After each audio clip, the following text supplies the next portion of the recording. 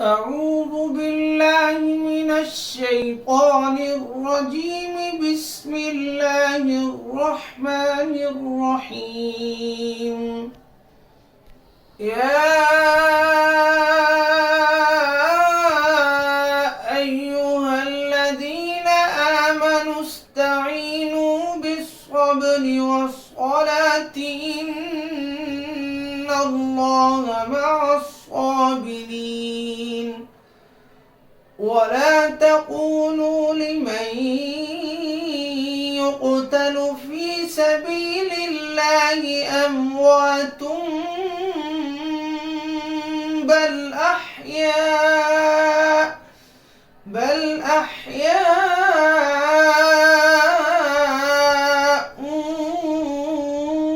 ولكن لا تشعرون. ولنبلونكم بشيء من الخوف والجوع ونقص من الأموال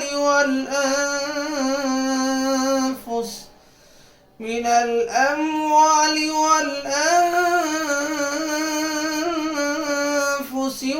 والثمرات.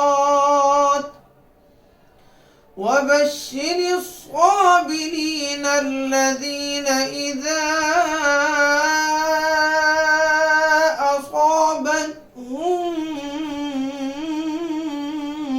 مصيبة قالوا إنا لله وإنا